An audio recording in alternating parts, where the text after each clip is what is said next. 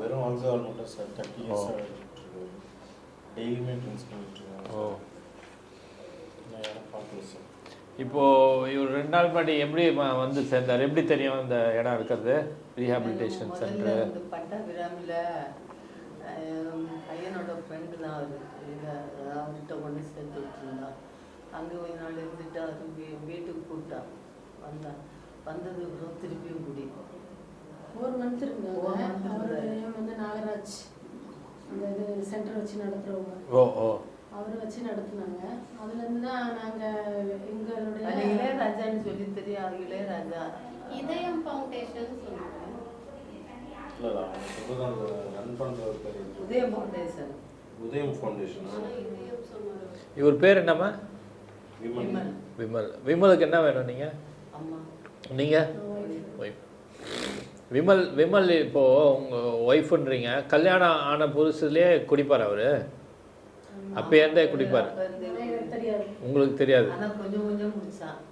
கொஞ்சம் கொஞ்சம் குடித்தார் அந்த நேரம். கல்யாணத்துக்கு முன்னாடி கொஞ்சம் கொஞ்சம் மறைவாக குடிப்பார். உங்களுக்கு தெரியவே தெரியாது? அப்புறமா வந்து என்ன வேலை செஞ்சிருந்தாரு? அப்புறமா என் தம்பி கம்பெனியில் கொண்டு விட்டுருந்தோம். அவன் தம்பி பார்த்துருக்கேன். தம்பி கம்பெனியில் டிரைவர்? தம்பி கம்பெனியில் சும்மா உள்ளே இருந்து எல்லாம் பார்த்துட்டு இருந்தான். அங்கேயும் குடிக்க ஆரம்பித்தான். இன்னும் என் தம்பி ரொம்ப ஸ்ட்ரிக்டாக பிடிச்ச உடனே வேலைக்கு போக மாட்டேன்னு வந்துட்டான். வந்து பிறகு டிரைவர் பண்ணி போயிட்டு இருந்தான். டிரைவர் வேலையை போயிட்டு நைட்டு வந்தா. எந்த வருஷமா கல்யாணம் ஆச்சு? 2004. 2004லேருந்து அம்மா சொல்கிற பிரச்சனை அந்த ஒரு 2000ல். காலேஜ் எப்போ போனார் அவர்? காலேஜ் போனாரா? படிப்பு இல்லை, 10th நிறுத்திட்டார்.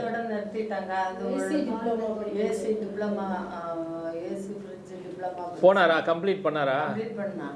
டிகிரிலாம் வாங்கிட்டார்? ஏசி டிப்ளமா வாங்கிட்டு வந்தார். ஆனால் அப்பயே காலேஜ் டைம்லேயே கொஞ்சம் கொஞ்சம் இருக்குது. அப்போ குடிக்கல, அந்த டைம் குடிக்கல. அதுக்கப்புறம் எங்ககிட்ட அவர் சொல்கிறது வந்து பசங்கிட்ட தான் சொல்லுவாங்க. 9th படிக்கும் போதே குடிச்சிருக்கேன். 9th படிக்கும் போதே குடிச்சிருக்கேன். உங்கள் வீட்டில் யாராவது குடிப்பாங்களா? அவங்க அப்பா? எங்கள் வீட்டுக்காரர் குடிதான் குடிச்சே தான் செத்தார். அவரும் எங்களுக்கு தெரியாது குடிக்கிறது. முதல்ல குடிக்கல. முதல்ல அந்த செக்ரட்டரியேட்டில் இருந்தாங்க. அப்போ எல்லாம் குடிக்கலை. அதுக்கப்புறம் இந்த கேஆர் விஜயா கம்பெனி அது சுந்தர்சன் சிஸ்டர் ஃபைனான்ஸுக்கு மேனேஜராக இருந்தார். அப்போ நல்லா தான் இருந்தார், எங்களுக்கு தெரியாது குடி. அதுக்கப்புறம் அது வேலையை விட்டுட்டு ரியல் எஸ்டேட்டு தொழிலில் இறங்கினார். அதுக்கப்புறம்லாம் குடிச்சிட்டு தெரியாது குடிச்சு பிறகு வீட்டுக்குள்ளே எவ்வளோ வேலைக்கு பார்த்தா பண்ணல. ஒரு 8 மாதம் ரூமுக்குள்ளே அடைச்சி போட்டுட்டேன். நீங்கள் 8 மாதம் ரூமில் போட்டு விட்டீங்க அவரை? 8 மாதம் வெளியே விடையில, உள்ளே இருந்தார். சாப்பாடு ஒரு தண்ணி வேணுமா நாங்கள் வாங்கி தரோம், ஆனால் வெளியே போய் குடிச்சிட்டு இருக்கோடான்னு சொல்லிட்டு அப்புறம் கடைசியில் அவர் அந்த தண்ணி அப்புறம் அங்கே உள்ளே இருந்து வேண்டான்னு சொல்லிட்டாரு. வேண்டான்ட்டார், தண்ணி வேண்டான்ட்டார். சாப்பாடும் இல்லை, கடைசியில் சாப்பிட்டாரு, அப்படியே இறந்துட்டார். அதுக்காக வீட்டுக்கு உள்ளே கிடந்ததெல்லாம் ரொம்ப வெளியே எல்லாம் போய் ஆட்கிட்ட எல்லாம் போய் காசு கேட்டு அந்த அவங்களுக்கு தெரிஞ்ச ஆட்கள் எல்லாம் போய் காசு கேட்டு வாங்கி குடிக்கிறது. காசு கேட்க ஆரம்பிச்சு அதை வாங்கி அதை குடிச்சிட்டு எங்கேயாவது படுத்துக்கிட்டது. அப்போ எத்தனை பசங்க உங்களுக்கு? 2 பசங்க. 2 பசங்க. இவர் ஒருத்தர், இன்னொருத்தர் அதுவும் குடிக்கும், அவரும் குடிக்கும். அப்பாவை 2 பிள்ளை. ஆனால் சில பேர் அப்பாவை பார்த்து என்னடா இப்படி குடிச்சு வாழ்க்கை போச்சுன்னு குடிக்க மாட்டாங்க சில பேர். அதுகளுக்கு இவங்க என்ன சொல்றது பார்த்தீங்கன்னா, அப்பா பார்த்து தான் நாங்கள் கற்றுக்கிட்டோம் அப்படின்னு சொல்கிறது. முதல்ல நல்லா தான் அவங்க அப்பா இருந்தார். அதுக்கப்புறம் நல்லா படித்தவர், நல்லா அந்த லயலா காலேஜ் கிராஜுவேட்டு, நல்லா படித்து நல்லா இதாக இருந்தவர். இந்த ரியல் எஸ்டேட் தொழில் ஆரம்பித்து அப்படியே.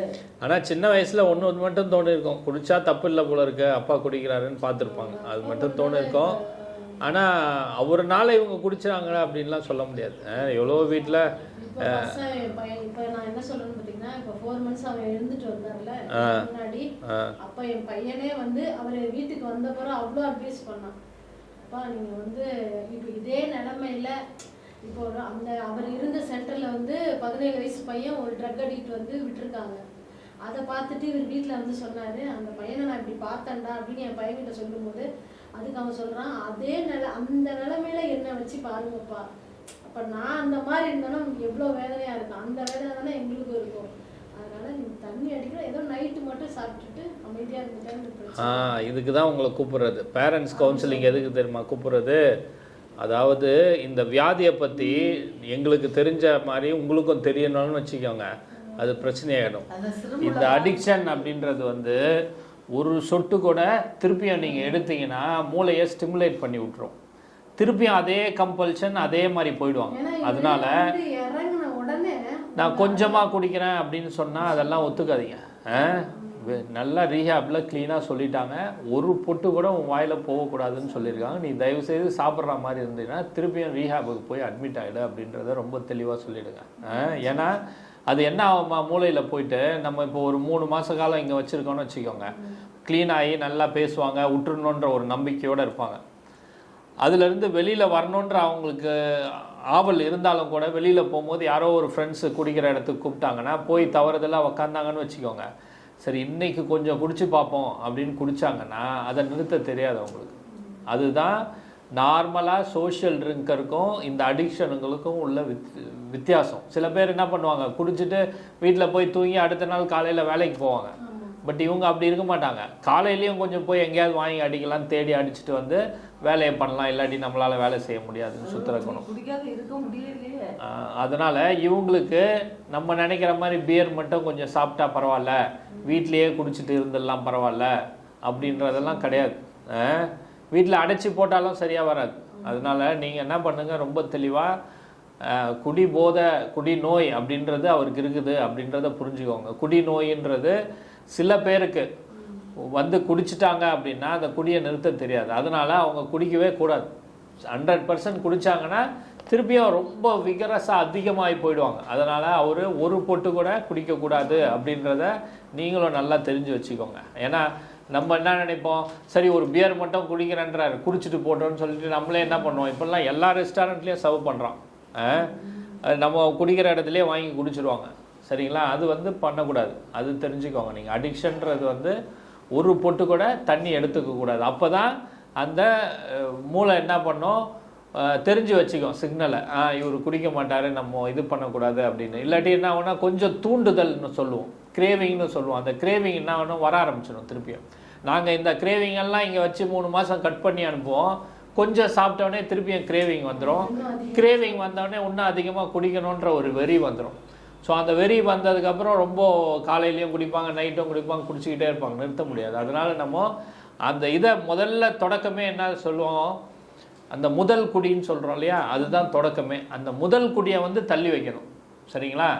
ஸோ அதை நல்லா தெரிஞ்சுக்கணும். நம்ம வந்து கொஞ்சம் குடிச்சிடுறாரு, வீட்லேயே குடிச்சிட்டு இருந்தால் ஒன்றும் பிரச்சனை இருக்காது, வெளியில் போனால் தானே சண்டை வருது, இல்லை வீட்லேயே ஒரு 8 மாதம் இருந்துடலாம் அப்படின்லாம் நினைக்கிறது வந்து கரெக்டான அணுகுமுறை கிடையாது. குடி நோயின்றது வந்து வந்துருச்சு அப்படின்னா நம்ம குடி கொஞ்சம் கூட குடிக்கக்கூடாது. சரிங்களா? அதை நல்லா தெளிவாக தெரிஞ்சுக்கணும், கேட்கணும். ஆமாம், அது அது அது அவர் கேட்குற தருவாயில் இல்லை. அதுக்கு தான் இங்கே அட்மிஷன் பண்ணியிருக்கோம். அட்மிஷன் பண்ணி கொஞ்சம் கொஞ்சமாக அவர் மனசில் புரிகிற மாதிரி. மாதம் அங்கே கொண்டு வச்சுருந்ததுக்கு பிறகு வந்த உடனே குடிக்கிறேன்னு எவ்வளோ கஷ்டமாக இருக்கும். 4 மாதம் இருந்தார் அந்த ஃபவுண்டேஷனில். இந்த இவங்க சொல்கிறாங்களே இதயம் ஃபவுண்டேஷனில் ஒரு இடத்துல இருந்தாங்க. 4 மாதம் இருந்துட்டு வந்து எவ்வளோ நாளில் குடிச்சிட்டாங்க, 20 இறங்கினவனே குடிச்சிட்டாங்க. என்ன சொன்னாங்க, குடிக்கிறதுக்கு காரணம் என்ன, கொஞ்சமாக குடிக்கலாம்னு சொல்லியிருக்காங்கன்னு சொல்லிட்டாரா? கோவம் வந்துச்சு, நான் உன்னால தான் குடிக்கிறேன் அப்படின்ட்டாரு. நீ எடுத்துன்னு போய் சேர்த்த, அதனால தான் குடிக்கிறேன் நான், நீ எடுத்துன்னு போய் சேர்க்கலன்னா நானே விட்டுருப்பேன் அப்படின்னுவாரு. அவரே எப்படி விட்டுருப்பாரு? பசங்க கூட வேண்டாம் அங்கே இருக்கட்டும்னு சொல்லிச்சு. நான் தான் கிறிஸ்மஸ் எங்களுக்கு பண்டிகை, நான் தான் சொன்னேன் கிறிஸ்மஸ் பண்டிகை அவங்க வந்துட்டு போட்டு கிறிஸ்மஸை பிள்ளைங்க எல்லாம் சேர்ந்து கொண்டாடலான்னு சொல்லிட்டு சொன்னா, அது 20 நான் சொன்னேன் 23. இது போன கிறிஸ்மஸா சொல்றீங்க? இந்த கிறிஸ்மஸா? ஸோ 4 மாதம் இருந்துட்டு கிறிஸ்மஸோட வந்து அடிச்சுட்டு திருப்பி இங்கே வந்துட்டாரு. 4 மாதம் இருந்துட்டு நாங்கள் வந்து சரி நல்லபடியாக மாறிட்டாங்க, இப்போ நல்லா கோவம் கறந்துருச்சுன்னு சொன்னாங்க அந்த இதில். இப்போ நல்லா இருக்க, ஒன்றும் பிரச்சனை இல்லை அப்படின்னு. அப்போ போகுதுன்னா கரெக்டாக ஒரு மண்டலம்னு சொன்னாங்க 120 நாள். அப்போ 120 நாள் ஆயிட்டு அப்போ நான் இது மாதிரி கிறிஸ்மஸ் இருக்குது அதுக்காக சரி அவர் இதில் கலந்துக்கிட்டோம் நாங்கள் எல்லாம் ஒன்றா இருந்து அதுக்கப்புறம் அப்படியே இருக்கோம் அப்படின்னு நினச்சி தான் கூட்டிகிட்டு வந்தது. அவங்களெல்லாம் வந்து நல்லா வழி அனுப்புனாரு போகிறதுக்கு. போயிட்டு வாங்க சார் அப்படின்னாங்க. இந்த மாதிரி சரி பிடிச்சிடாதப்பா அப்படின்னு அந்த சாரும் சொல்கிறாரு. மீட்டிங்னு ஏதாவது போக சொன்னாங்களா? ஏஏ மீட்டிங்னு ஒன்று இருக்குது போன்னு சொன்னாங்களா? இல்லை எதுவும் சொல்ல வந்து கவுன்சிலிங் கொடுத்தாங்க. கவுன்சிலிங் கொடுக்கும்போதெல்லாம் நல்லா அந்த கவுன்சிலிங் மேடம் கூட என்கிட்ட பேசினாங்க. நல்லா நடந்துக்கிட்டாங்க. நாங்கள் நினச்சி கூட பார்க்கல அந்த அளவுக்கு அவர் நடிச்சிருக்காரு. சில சமயம் நீங்கள் சொல்கிற மாதிரி நடிப்புன்றது வந்து அந்த அடிக்ஷனில் ஒரு மாதிரி கண்டிப்பாக நம்பிடுவாங்க. இவர் வந்து விட்டுட்டார் போல இருக்க பார்க்கணும்னு சொல்லிட்டு அழுதுருக்காரு. அழுத உடனே ஒரு நாள் எங்ககிட்டயும் அப்படிதான் சொன்னாரு. இப்போ சொன்னாங்க கொஞ்சம் சீக்கிரம் சொல்லி அனுப்பிடுங்க, நான் அப்படிலாம் குடிக்க மாட்டேன். ஓடி வந்து சொல்றாரு எங்க ஒய்ஃப் கிட்ட எப்படியாவது சொல்லுங்க. நல்லா இருக்காரு. குடி போதை விடுறதுக்கு தானே சேர்த்துருக்கீங்க, அதனால வருத்தப்படாதீங்க. அவன் சிறுமூளை பாதிச்சதுனால தான் அவன் கத்துறது எடுக்கிறது எல்லாம். எத்தனை பசங்க அவருக்கு? 2 பையன். நீங்க வேலைக்கு போறீங்களா? டெய்லர். நீங்க டெய்லர் வீட்லயே தச்சிருவீங்க. இப்போ இவர் டிரைவர்னா இவர் இல்லைன்னா வீட்டை மேனேஜ் பண்ணிடுவீங்க நீங்க? பண்ணிடுவீங்க. பையன் வேற இருக்கான், வேலைக்கு போறாங்க. பெரிய பையன் வேலைக்கு போறான். கம்மி சம்பளத்துக்கு தான் போறான். இப்பதான் அவங்களுக்கு ட்ரைனிங் மாதிரி போயிட்டு இருக்கான். சரி, கரெக்டான இடத்துல வந்து சேர்த்துருக்கீங்கம்மா. ஏற்கனவே இதயம் ஃபவுண்டேஷன் சொல்கிறீங்களா, அந்த மாதிரி தான் இதுவும் வந்து குடி போதையை நிறுத்துறதுக்கான இது. ஆனால் குடி போதையை பற்றி நீங்கள் தெரிஞ்சுக்கணும் அப்படின்றதுக்கு தான் இன்றைக்கி கவுன்சிலிங்லேயே பண்ணேன். சின்ன பையனே கொண்டு தான் விட்டான். உங்களுக்கு ஏதாவது டவுட் இருக்கா குடி போதையை பற்றி ஏதாவது தெரிஞ்சுக்கிறதுக்கு?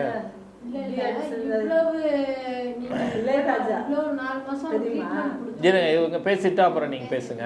ஒருத்தரா பேசுனீங்கன்னா ஆன்சர் பண்ணுங்க. 4 மாசம் இருந்தோம், அந்த கண்ட்ரோல் பண்ண முடியல. அப்ப வந்து இப்ப டேப்லெட்ஸ்லாம் அவங்க எடுக்க கூடாதுன்னு ஏதாவது ரூல்ஸ் இருக்கான்னு கேட்குறேன்.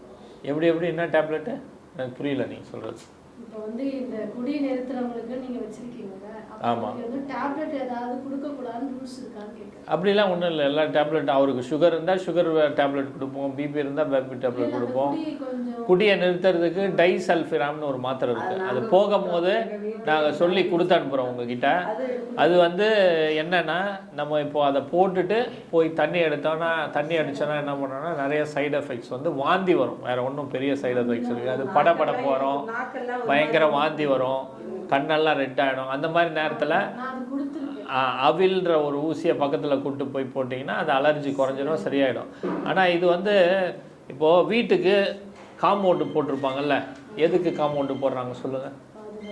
ஒரு பாதுகாப்புக்கு போடுறாங்க. அது மாதிரி நமக்கு நாமே பாதுகாப்பு போட்டுக்கிறது அந்த மாத்திரை.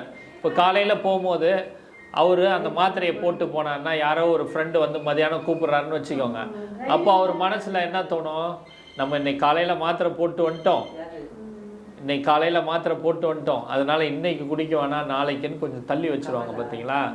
அதை மாதிரி நமக்கு நாமே கொஞ்சம் காம்பவுண்ட் போட்டுக்கிற மாதிரியே ஒழிய அது வந்து வேறு எதுவும் யூஸ் பண்ணணும். அதை 2 வருஷத்துக்கு குறைஞ்சபட்சம் யூஸ் பண்ணுறதுக்கு சொல்லுவோம் நாங்கள். ஏன்னா மனசு மாறி இருக்குமா. இந்த இடத்துல வந்து என்ன சொல்லுவோன்னா, சில பேருக்கு பைபோலார் அப்படின்னு சொல்லுவாங்க சைக்காட்ரிஸ்ட். அதாவது இப்போது மனசு வந்து குடிக்கக்கூடாதுன்னு காலையில் கிளம்பி தைரியமாக போவாங்க. சாயந்தரம் அந்த 6 மணி ஆகும்போது பாருங்கள் ஒரு மாதிரி ஆகிடுவாங்க. போய் குடித்தா நல்லா இருக்குமே அப்படின்றதுக்கு அந்த நேரம் யாராவது சண்டை போட்டாங்கன்னா, இதனால தான் நான் குடிச்சேன்னு போய் குடிச்சிடுவாங்க. அந்த மாதிரியெல்லாம் பண்ணுவாங்க, சாக்கு தேடுறது, அந்த மாதிரியெல்லாம் குடிச்சிடுவாங்க. அப்போ இந்த மாத்திரை போட்டுருந்தாங்கன்னா என்ன ஆகும்னா, ஐயோ இந்த மாத்திரையை போட்டுமே எப்படி குடிக்கிறது, வீட்டுக்கு போயிடுவோம் அப்படின்னு வீட்டுக்கு வந்துட்டாங்கன்னா அன்னைக்கு ஒரு நாள் அன்னைக்கு ஒரு பொழுது ஓடிடும். அதனால் அவங்களுக்கு தெரிஞ்சே கொடுக்கணும், இந்த மாத்திரை நீ போட்டினா பிரச்சனையாயிடும் அப்படின்றத சொல்லியே தான் கொடுக்கணும். அதுதான் கரெக்டான வழி. தெரியாமல் சாப்பாட்டில் போடுறது வந்து அவங்களா போய் குடிச்சிட்டாங்கன்னா அப்புறம் திருப்பி அட்மிஷன் பண்ணி அவில் இன்ஜெக்ஷன் போட்டுட்டு வரணும். அதனால் யூஸ்வலாக கன்சர்ன் வாங்கிட்டு இங்கே போகும்போது ஒரு கன்சர்ன் வாங்குவாங்க. இவருக்கு கண்டிப்பாக நாங்கள் அதை அட்வைஸ் பண்ணி அனுப்புகிறோம். நீங்களும் சூப்பர்வைஸ்டாக என்ன பண்ணுங்கள், காலையில் என் முன்னாடி அந்த மாத்திரையை போட்டுட்டு போ அப்படின்னு சொல்லுங்கள். ஏன்னா இந்த நடிப்புன்றதுமா ஒரு நேரம் தான் இருக்குமா, கொஞ்சம் கொஞ்சமாக அது பிரேக் ஆகிடும். ஏன்னா இந்த மாதிரி இடத்துல வரும்போது கூட ஒரு 4 பேர் சொல்லுவாங்க. இப்போ நீங்கள் இருக்கிறீங்க, ஒய்ஃபு அம்மா இருக்கிறாங்க, அதையும் கடந்து சில பேர் என்ன பண்ணியிருப்பாங்க, தொலைச்சிருப்பாங்க. ஒய்ஃப் விட்டு போயிருக்கோம், பையன் இது பண்ணிட்டு போயிருப்போம். அந்த மாதிரி ஃபேமிலியெல்லாம் பார்க்கும்போது மேரேஜாக 20 வருஷம் ஆகுது. அதான் சொல்கிறேன், நானும் நிறைய அட்ஜஸ்ட் பண்ணி தான் இருக்கிறேன். விட்டுட்டு போனோன்னா எப்பயோ போயிருக்கலாம். நிறைய பேர் சொல்லுவாங்க என்கிட்ட, விட்டுட்டு போயிட்டே இரு அப்படின்னு. எதுக்கு நான் விட்டுட்டு போகிறதுனால பிரச்சனை முடிவு வர்றதில்லை. கரெக்ட். இந்த மாதிரி ட்ரீட்மெண்ட் கொடுக்கறது தான் புத்திசாலித்தனம். விட்டுட்டு போயிடலாம், என் பசங்க லைஃபும் நம்மளுக்கு பாதிச்சிடல. அதனால தான் நான் எல்லாத்தையும் யோசிச்சு தான் எப்படியா நல்லபடியாக திருத்தணுன்றதுக்காக வந்து இதே மாதிரி போராட்டம், உங்கள் போராட்டம் இன்னைக்கு தொடங்கியிருக்கு. ஆனால் இது இன்னைக்கையோட சிம்பிளாக முடிகிறது கிடையாது. சில நேரம் இப்போ பார்த்தீங்கன்னா சில பசங்களை வந்து சொல்லி கொடுத்தோன்னு வச்சுக்கோங்க, என்ன பண்ணுவாங்க, ஈஸியாக பிடிச்சிக்கிட்டு கடன்னு பண்ணிவிடுவாங்க. சில பேர் என்ன பண்ணுவாங்க, அது புரியாது. ஒரு 10 வாட்டி 15 வாட்டி அதே மேட்சை போட்டு பார்த்தா தான் புரியும். பேசுகிறான்னு பார்த்தீங்கன்னா அவங்கெல்லாம் அவங்க என்ன சொன்னாலும் நான் கேட்டுருவேனா, அந்த மாதிரி அவன் சொன்னா நான் கேட்டுருவேனா, குடியை விட்டுருவேனா அப்படின்ற ஒரு இது நானா நினைக்கணும். நீயா எப்போ நினைப்ப? அதை பிரேக் பண்ணுறதுக்கு தான் இந்த மாதிரி சூழ்நிலைகளில் இருக்கும் போது குரூப் தெரப்பின்னு ஒன்று வைப்பாங்க. மதியானமானால் 4-4:30 மணிக்கு என்ன பண்ணுவாங்க, 10 பேரை உட்கார வச்சு அவங்களுக்குள்ள பிரச்சனையை பேச சொல்லும் போது, எனக்கு இந்த மாதிரியெல்லாம் பிரச்சனை வீட்டில் ஆகிப்போச்சு, இப்படியெல்லாம் குடிநாள் ஆயிருந்ததுன்னு சொல்லும் போது இன்னொருத்தருக்கு ஐயோ நமக்கும் ஆகிட போகுது அப்படின்னு ஒரு சின்ன ஒரு நெருடல் வரும்போது அந்த மாதிரி ஷேரிங் பண்ண இவங்களும் ஷேரிங் பண்ணுவாங்க. அதே மாதிரி தான் வெளியில் வந்ததுக்கப்புறமும் இப்போ நம்ம இங்கே ஒரு 4 மாதம் ட்ரீட்மெண்ட் கொடுத்து அனுப்புகிறோன்னு வச்சுக்கோங்க, வெளியில் வந்த நாளே எடுத்துன்னு போய் அந்த மீட்டிங்கில் உட்கார வச்சுருங்க. நாங்கள் இங்கேருந்தே பழக்கப்படுத்தி தான் அனுப்புவாங்க மீட்டிங்க்கு. ஒரு கடைசி மாதங்கள்லாம் இங்கே நெல்சன்ற நண்பர் இருக்கார், அவர் கூப்பிட்டு போய் மீட்டிங்கில் கொஞ்சம் கொஞ்சமாக இன்ட்ரடியூஸ் பண்ணி விடுவார். அந்த மாதிரி மீட்டிங் போனார்னா அந்த மனசில் டெய்லி அந்த அவரே அவர்கிட்ட ஷேர் பண்ணிவிட்டு ஒரு ஷேரிங் நடக்கும். ஃப்ரெண்ட்ஸ் யாராவது வருவாங்க, அவங்கக்கிட்ட எனக்கு வீட்டில் இந்த மாதிரி ஒரு சின்ன பிரச்சனை வந்தது, குடிக்கணும்னு தோணுச்சு, இன்றைக்கி குடிக்காமல் வந்துட்டேன், இப்படி இருந்தது அப்படி இருந்தது இன்னொருத்தர் சொல்லுவார், இவரும் சொல்லுவார். நம்ம ஏன்னா 24 மணி நேரம் குடியை பற்றியே என்னையா பேசுறது, கிளம்பியாண்டுருவோம் நார்மலாக இருக்கிறவங்க. பட் அவங்கன்னா இதுக்கு தகுந்த மாதிரி மெதுவாக பேசி அது அப்படி தான் இருக்கும், இன்றைக்கி ஒரு நாள் விட்டுரு நாளைக்கு பார்த்துக்கலாம் அப்படின்னு சொல்லி ஒரு நாளாக தள்ளி போய் பல வருஷம் குடிக்காமல் இருக்கிறாங்க. 20 வருஷம் குடியை விட்டவங்க, 30 வருஷம் குடியை விட்டவங்க ஃபேமிலியோடு இன்றைக்கி வராங்க நம்மக்கிட்ட. ஆனால் அந்த கோர்ஸ் சில சமயங்களில் 2 வாட்டி இந்த மாதிரி வந்தவனே குடிச்சிடுறது, வெளியில் வந்தவனே இது பண்ணிடுறது. அதுக்கோசம் அங்கே 4 மாதம் ட்ரீட்மெண்ட் கொடுக்கலன்னு சொல்ல முடியுமா? இந்த வியாதி அப்படி இருக்குது, சரிங்களா? அதை நீங்கள் புரிஞ்சுக்கணும். இந்த வியாதியோட தன்மை அப்படி இருக்குது. அதனால் நம்ம எத்தனை தடவை அவர் வழிக்கு வந்தாலும் அவர் மேலே கோவப்படாமல் இந்த குடி நோய்க்கு என்ன வைத்தியம் பார்க்கணுமோ அதை பெஸ்ட்டாக பண்ணிங்கன்னு வச்சுக்கோங்க, கண்டிப்பாக வந்துடுவாங்க. என்னம்மா நம்ம இப்போ ஒரு 100 பேரை ட்ரீட் பண்ணி அனுப்புகிறோன்னு வச்சுக்கோங்க, ஒரு 30 பேர் தான் 100% வெளியில் வர முடியுது. ஒரு 70 பேர் என்ன ஆயிடுறாங்கன்னா திருப்பியும் குடிச்சு ஒன்று லிவர் ஃபெயிலியர் ஆகிடுது, இல்லை ஏதோ ஒன்று ஜாண்டிஸ் வந்துடுது, ரத்த வாந்தி எடுத்துடுறாங்க. ஸோ அந்த 70% இருப்பாங்களா அப்படின்றத நம்ம சொல்ல முடியாது. ஒரு தடவையும் அந்த 30% உள்ள வரணும் தான் நம்ம திருப்பியும் அவங்கள அட்மிஷன் போடுறது. அதுக்கோசம் நம்ம ஃபுல்லாக இங்கேயும் வச்சுக்க முடியாது. நானே 5 வருஷம் அட்மிஷன் பண்ணினேன், அது பிரயோஜனம் கிடையாது. அதனால் 2 மாதம் 3 மாதம்னு வச்சுருந்துட்டு நம்ம ரிலீஸ் பண்ணதுக்கப்புறம் மீட்டிங் போகிறாங்களான்னு பார்த்துக்கோங்க. அந்த மீட்டிங் கொஞ்சம் ஹெல்ப்ஃபுல்லாக இருக்கும் அவங்களுக்கு. ஏன்னா அவங்களுக்கு ரிமைண்ட் ஆகும், நமக்கு ஒரு ப்ராப்ளம் இருக்குது, குடி நோயின்னு ஒன்று இருக்குது அப்படின்றத உணர்ந்துட்டாங்கன்னு வச்சுக்கோங்களேன்.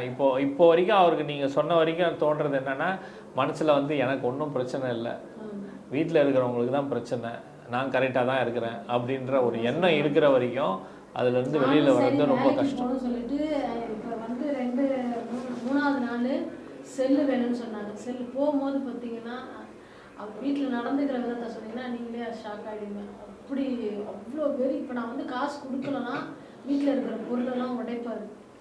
காசு கொடுக்கலாம் டெய்லி எவ்வளோ கேட்பாரு? 170 ரூபா. எனக்கு தண்ணி அடிக்கிறதுக்கான காசு அது என்ன கணக்கு? 170 ரூபா. ஒரு கோட்டை 170 ரூபா. மற்ற எதையும் கேட்க மாட்டார். அந்த 170 ரூபா குத்துரு எனக்கு. வீட்லயே வாங்கிட்டு குடிச்சிருவாங்க. அப்போ நம்ம இப்போ தரல, இல்லை காசு கம்மியாக கொடுத்துட்டா அந்த காசுக்காக சண்டை நடக்கும். அந்த காசை நம்ம ஃப்ரெண்ட்ஸ் கிட்ட அப்படியே போய் வாங்கி நம்ம இது பண்ணிக்கலாம், அந்த மைண்ட் அவருக்கு இருக்கு. 2 ரூபா இருந்தாலும் சரி, அது 5 ரூபா இருந்தாலும் 10 ரூபா இருந்தாலும் வீட்டில் கேட்டு தான் டார்ச்சர் பண்ணுவாங்க. வெளியே யார்கிட்டயும் நான் போய் கையேற்ற மாட்டேன். அப்போ என்ன மட்டும் என்ன பண்ணுவாங்க, நீ அந்த யார்கிட்டயே இப்போ நம்ம பேசிட்டோம்னு வச்சுக்கோங்களேன், நீ போய் அவங்க வீட்டுல போய் காசு கேளு, அவங்க கிட்ட வாங்கிடுவான் இவங்க கிட்ட வாங்கிடுவான்னு சொல்லி சில நேரம் என்ன அனுப்பிடுவாரு. சொல்ல எனக்கே ஐடியா சொல்லி கொடுப்பாரு. நீ வந்து என்ன பண்ற, இந்த மாதிரி என்ன அடிச்சிருவாரு, நீங்க எனக்கு காசு கொடுங்க அப்படின்னு சொல்லி இந்த மாதிரி என்ன அடிச்சிருவாரு, நீங்க காசு தாங்க அப்படின்னு சொல்லுவேன். அப்ப அவங்க கொடுத்துருவாங்க. அந்த மாதிரிலாம் என்னால சொல்ல முடியாது அப்படின்னு மெயினா அதான் சொன்னேன். லாஸ்ட் டைம் என்னோட மிஷினையே உடைச்சிட்டாங்க. உடைச்சு அது சரி பண்ணவே முடியல. உடைச்சு போட்டு அதுக்கப்புறம் தான் என் பையன் தான் வாங்கி கொடுத்தான், மிஷின் வாங்கி கொடுத்தான். அவங்க அப்பாவுக்கு பைக்கும் அவன் தான் வாங்கி கொடுத்துருக்கான். அவன் வேலை பார்த்து சும்மா செகண்ட் ஹேண்ட் பைக்கு, இந்த ஸ்கூட்டி அப்படி பேசுறாரு.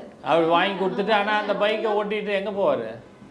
வேலைக்கு தான் வேலைக்கு போற வாங்கி கொடுத்தாரு. கொடுத்தாரு. ஆனா நல்லா டிரைவிங் சூப்பரா பண்ணுவாரு. நல்லா வெளியூர்லாம் பாத்தீங்கன்னா இவரை நம்பி அந்த அளவுக்கு உட்காரலாம். அந்த அளவுக்கு நல்லா டிரைவிங் சூப்பரா பண்ணுவாரு. ஆனா இந்த ஒரு பழக்கம் ஒண்ணுதான், மத்தபடி குடிச்சிட்டு வண்டி ஓட்டுவாரா? குடிச்சிட்டு சொன்னாலும் ஓட்டி ஐயோ ட்ரிங்க் அண்ட் டிரைவிங்லாம் மாட்டிருக்காங்க. பார்த்தீங்களா? காரை விட இந்த பைக்ல தான் நிறைய மாட்டுவாங்க. பைக்ல குடிச்சிட்டு போகும்போது பிடிச்சிருவாங்க. பைக்கை வந்து போலீஸ் பிடிச்சிட்டு அதை நான் எடுத்துட்டு வர்றதுக்கு யாராவது போலீஸ் ஃப்ரெண்ட் இருப்பான். உடனே அந்த கேட்பாங்க, எப்படி அந்த போலீஸ் உனக்கு ஃப்ரெண்டானா அப்படி கேட்பாங்க. நம்மளும் இப்படி உங்க ஸ்ட்ரீட்ல ஒரு போலீஸ் இருப்பாரு, அவருடைய பேரை சொன்னதுனால பைக் கிடைச்சிருச்சு. நான் என்னால முடியல, நீ மட்டும் எப்படி எடுத்த, உனக்கு எப்படி அந்த போலீஸ் அது மாதிரி கொஞ்சம் சந்தேகப்படுவாரோ, கொஞ்சம் சந்தேகப்படுவார். தேவையில்லாத கூட என்ன சொல்றாங்க, 4 மாசம் நீ எப்படி இருந்த அப்படின்லாம் கேட்கறாங்க. 4 மாசம் எப்படி ஃபேமிலி பண்ண முடிஞ்சது அப்படின்ற மாதிரி தான் கேட்டாரு. வந்த உடனே அதான் கேட்குறாரு, கஷ்டப்பட்டீங்களா கொண்டீங்களா அதெல்லாம் இல்லை. நான் எப்படா போயிட்டானா எனக்கு செத்துட்டான்னு நினச்சிட்டு என்னுடைய பொருள் அதை காணும் இதை காணும். வந்த உடனே அதுதான், நீங்கள் எப்படி இருந்தீங்க, சாப்பிட்டீங்க, பசங்க. ஆனால் அவங்க முன்னாடி வேற மாதிரி பேசுனாரு. பசங்க முன்னாடி வேற மாதிரி பேசுறாரு. இல்லை இப்போ அந்த கொண்டு கவுன்சிலர் முன்னாடி அவங்க முன்னாடி வேற மாதிரி பேசுறது, என்கிட்ட வேற மாதிரி. அந்த மாதிரி மாற்றி அதை நம்ம. ஆனால் நான் பார்த்துருந்தா நான் கண்டுபிடிச்சிருப்பேன், நானே கண்டுபிடிச்சிருப்பேன். அவர் என் நடிக்கிறாரா இல்லை உண்மையாக இருக்காரா நானே கண்டுபிடிச்சிருப்பேன். அதை நான் அவர்கிட்ட கேட்கவே செஞ்சுட்டேன், என்ன கவுன்சிலிங் கொடுக்குறீங்க அப்படின்னு கேட்டேன். நானே கண்டுபிடிச்சிருப்பேன் அவரை பார்த்துருந்தா. ஆனால் நான் அவர் ஒரு தடவை தான் பார்த்தேன், 1 மாசத்துல ஒரு தடவை. சரி, கண்டுபிடிச்சிட்டு நீங்கள் நடிக்கிறாருன்னு சொன்னால் என்ன சொல்லியிருப்பீங்க? கவுன்சிலர் இன்னொரு 1 மாதம் வச்சிருந்துருப்பீங்க. இப்படியே வருஷம் கணக்காக நடிக்கிறாருன்னு சொல்லி இது எத்தனை வருஷம் வச்சிருப்பீங்க? ஏதோ ஒரு டைம்ல ஏதோ ஒரு டைம்ல வெளியே விட்டு தானமா ஆகணும். அதுக்கு காரணம் பாத்தீங்கன்னா எங்க மாமியார் தான். கிறிஸ்மஸ் அப்போ கூட்டிட்டு வந்து பாத்தீங்கன்னா இவங்க வந்து வீட்டுல சண்டை போடுறதுனால யார்கிட்டயாவது போய் வாங்கி கொடுன்னு இவங்க ஆரம்பிச்சு வச்சு எனக்கு ரொம்ப கஷ்டமா இருக்கு. அதனாலதான் நான் இல்ல, நான் என்ன சொல்றேன், இருந்தா குடிக்கல இல்லைன்னா வந்தா குடுக்கிற பக்கத்து வீட்டுல போய் இல்லை. நாங்கள் இந்த வாட்டி போகும்போது சொல்லிடுறோம், இந்த மாத்திரையை கண்டிப்பாக நீ போட்டுட்டு தான் வெளியில் போகணும், உங்கள் ஒய்ஃப் கொடுப்பாங்க உங்கள் அம்மா கொடுப்பாங்கன்னு சொல்லி அனுப்புவோம். அந்த டைசல்ஃபிரா மாத்திரையை டெய்லி போட வைங்க. குடிக்கிறதா கொடுத்த உடனே இவ தெரியாத கொடுப்பா, தெரிஞ்சு கொடுங்க. நாக்கு அப்படியே நாக்குல இருந்து தண்ணியா வரும், நாக்கு நரம்ப இழுத்துக்கிடும். அப்படியே வச்சுட்டு அப்படியே குடிக்கானே. எங்க சின்ன பையனுக்கு கொடுத்தா நான் பைபிள் படிப்பீங்களா, சலோமி பேர் அவங்க படிப்பாங்க, கம்மனா இருக்காது பிரேயர் கிளாஸ்லாம் கவனிங்க. அதான் வாமிட் வந்தா சொன்னாரு. வாமிட் எடுத்தா வாமிட் வந்தா கையெல்லாம் உதறல. பிரேயர் சர்ச்சுக்கு வர மாட்டாரு. அதான் பைபிள்லாம் படிங்கன்னா கம்மனா ஆயிட்டாரு, எதுவுமே பதில் சொல்லாது. தமிழ் தெரியாது, கடவுள் நம்பிக்கை எதுவும் இல்லை. ஆமா அவனு தமிழே பார்த்து கேட்டேன், அவங்க சலோமி தமிழே படிக்க தெரியாது. படிப்பீங்களா?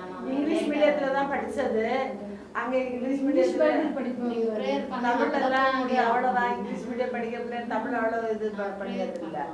அதனால இப்ப தமிழே தெரியாது, இங்கிலீஷும் தெரியும்.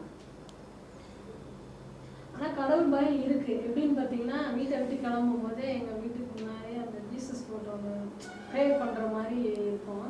அதை பார்த்து ப்ரேயர் பண்ணிட்டு தான் போவாங்க. அது மாதிரி ஃபெய்த் பேஸ்டு ப்ரோக்ராம்னு சொல்லுவோம். அதாவது கொஞ்சம் ஃபெய்த்தை நம்பிக்கை வர வச்சோன்னா சம்டைம்ஸு மனசுக்குள்ளே நம்மக்கிட்ட ஏதோ பேசுவாங்க, ஆனால் மனசுக்குள்ளே அவங்களால விட முடியாது. இப்போ நம்மக்கிட்ட வந்து விட முடியலையேன்னு உங்ககிட்ட வருத்தப்பட முடியாதுல்ல. அது முன்னாடி அதில் நம்ம உட்காரச்சா கொஞ்ச நேரம் அப்படியே இந்த மனுஷன் நல்ல மனுஷன் அப்படின்னு சொல்லிட்டு அழுகுற மாதிரி கொஞ்ச நேரம் ஃபீல் பண்ணிட்டு அதுக்கப்புறம் கொஞ்ச நேரம் கழிச்சு இவன் திருட்டு பையன், இவன் ஒரு ஃப்ராட், இவனாலாம் நம்பவே நம்பாதீங்க, வேஸ்ட் அப்படின்ற மாதிரி 2 பசங்க அவருக்கே இதெல்லாம் டைரக்ட் ஆயிடுமோன்னு பயம் வந்துட்டு போல. சின்ன பையனா மோகன் ராசரஸ் ப்ரேயர் பார்த்துட்டே இருப்பான். அது பொண்ணு நல்ல மனுஷன் அவர். ஒரு நாள் அவன் உடம்பெல்லாம் அரிக்குதுன்னு சொல்லிட்டு இருந்தாலும் அவர் ப்ரேயரில் உட்காந்துருந்தா. ப்ரேயரில் உட்காந்து அவர் இதெல்லாம் செஞ்சு பண்ண அரிப்பு நின்றுது. எனக்கு அரிப்பெல்லாம் நின்றுட்டு நல்ல மனுஷன். ஒரு நாள் 4 மாவடிக்கு போனோம் அப்படின்னு சொல்லிட்டுலாம் இருப்பேன். இப்போ போட விட மாட்டான். அன்னைக்கு நீ வேணுமென்னா போட்டு பாருமா, அது ப்ரேயர் போட்டு பாரு அப்படின்னு சொல்லுவேன். நான் உண்மையிலுமே இந்த இதுலலாம் எனக்கு அவ்வளோ நம்பிக்கையே கிடையாது. நான் உண்மையாகவே சொல்கிறேன். எனக்கு இது வந்து சரியான தீர்வுன்னு பார்த்தீங்கன்னா ஆண்டவர் தான். கண்டிப்பா. உங்களுக்கு நான் தப்பா நினைச்சுக்காதீங்க. இல்ல உண்மையா அதுதான். அவரோட அந்த வார்த்தை சொன்னா சைலண்ட் ஆயிட்டாரு. ட்ரீட்மெண்ட்ன்றது அதான். இப்போ நம்ம நோய்க்கு ட்ரீட்மெண்ட் எடுக்கிற மாதிரி இதை எடுக்கலாம். நம்மளோட முயற்சி அதை வந்து சக்ஸஸ் ஆகுறது ஆண்டவர். கண்டிப்பா நீங்கள் அருமையாக சொன்னீங்க. அதே தான், அந்த நம்ம முயற்சியை விட்டுறக்கூடாதுல்ல. ஆனால் முயற்சியை பண்ணிக்கிட்டே இருக்கணும். கடவுள் கண்டிப்பாக ஒரு நாள் அந்த ஒரு பிரேக் டவுன் ஆகும். அந்த டினையர்லேருந்து வெளியில் வருவாங்க. ஆமாம், நமக்கு பிரச்சனை இருக்குது, இதுலேருந்து எப்படி விலகி இருக்கலாம் அப்படின்ற ஒரே ஒரு ஸ்பார்க்கு அது வர வைக்கிறது நம்மக்கிட்ட இல்லை. நீங்கள் சொல்கிற மாதிரி நம்ம என்ன தான் சொன்னாலும் அது ஒரு நேரம் அவருக்கு தோணிடுச்சுன்னா கண்டிப்பாக அவரே மீட்டிங் போயிடுவார், அவரே எல்லாத்தையும் பண்ணிப்பார், உங்களை டிஸ்டர்பே பண்ண மாட்டார்.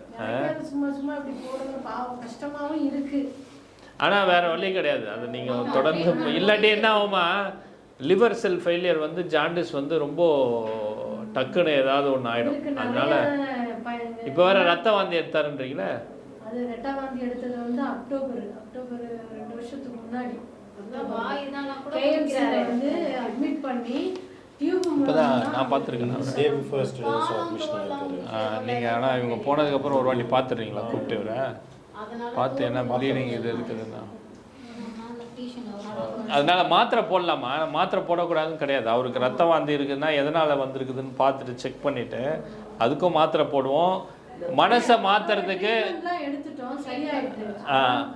சில மாத்திரை, நீங்கள் கேட்ட கேள்வி வந்து மாத்திரை போடலாமான்னு கேட்டிங்களா, இந்த டைசல்ஃபிராம் போடலாம். அந்த மாதிரி சைக்காட்ரிக்கு சில சமயம் பேசும்போது இப்போ சொல்கிறீங்களா, நீங்கள் வந்து அவர் சில சமயம் சந்தேகப்படுவார் அப்படின்னு சொல்கிறீங்களா, அந்த மாதிரியான சில சைக்காட்ரிக் இல்னஸ் தான் அது. அதெல்லாம் வந்து ஐடென்டிஃபை பண்ணி அதுக்கு சைக்காட்ரிஸ்ட் வரும்போது தேவைன்னா சில மாத்திரை போட்டு அந்த மூடை வந்து ஸ்டெபிலைஸ் பண்ணுறதுக்கு போடுவாங்க.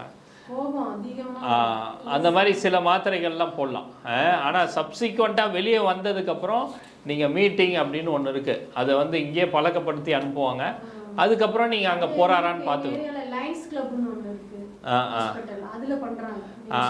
அது மாதிரி ஒரு மீட்டிங் அங்கே இருக்கும், அது மாதிரி நிறையா மீட்டிங் இருக்கும்.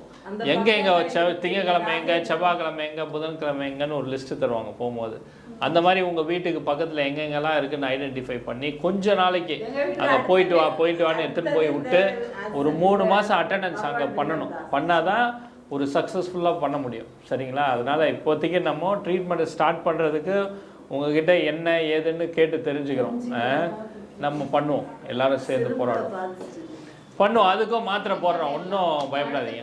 சரிங்களா? ப்ரேயர் மீட்டிங் போது அவங்க சொல்லுவாங்க, வசந்தி உங்களுக்கு அவங்க நம்பரையும் வாங்கிக்கப்பா, நம்ம பண்ணுவோம் எல்லாம் சேர்ந்து.